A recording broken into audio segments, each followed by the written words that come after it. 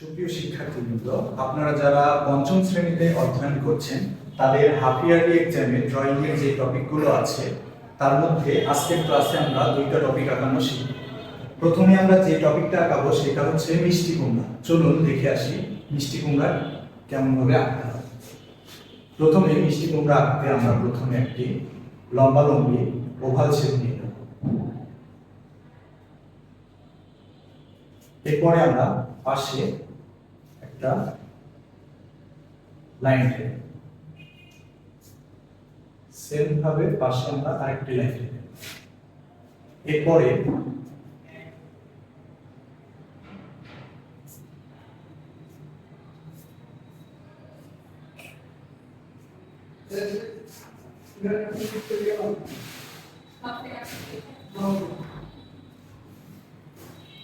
আমরা লাইন টেনে এরপরে মাঝে আমরা একটু এস করে দেব।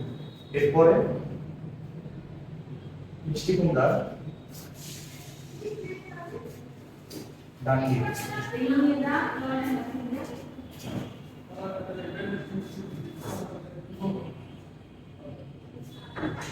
এরপরে আমরা ভিতরে প্রয়োজন মতো এস করে দেব।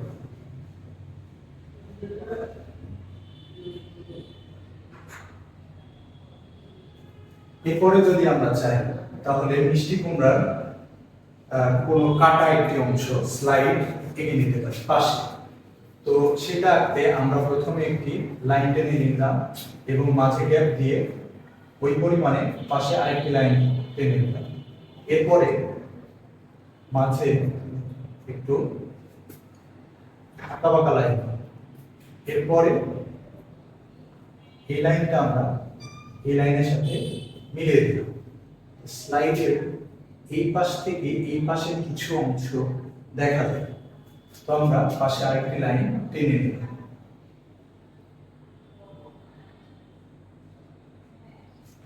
তারপরে আমরা চাইলে ভিতরে মিষ্টি কুমড়ার বীজ দিয়ে দিতে পারি কিছু।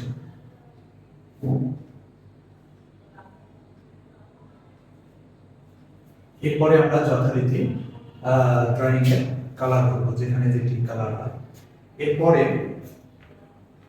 মিষ্টি কুমড়া হলো, এরপরে যে টপিকটা সেটা হচ্ছে জবা ফুল। তো চলুন আমরা দেখে আসি জবা ফুল কিভাবে আঁকতে হয়।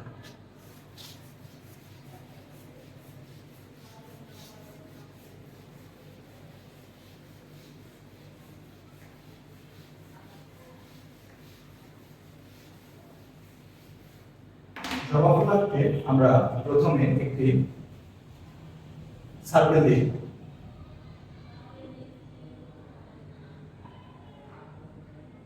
সার্কেলের মাঝখানে আমরা একটি বিন্দু দিয়ে নেব এবং বিন্দু থেকে চারিদিকে আমরা ভাগ করে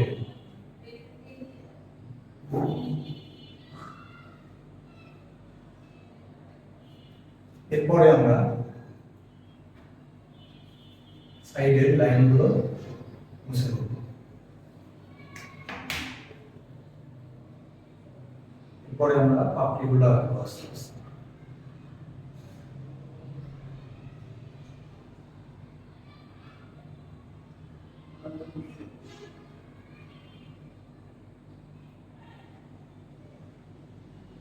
এরপরে ভিতরে একটু ইরেজ করে আমরা জবা ফুলের এই অংশটা এঁকে নেব।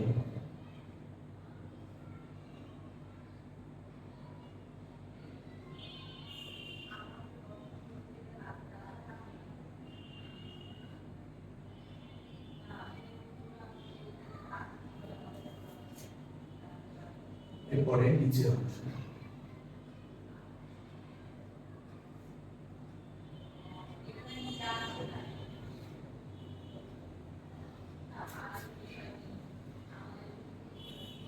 এরপরে আমরা পাতা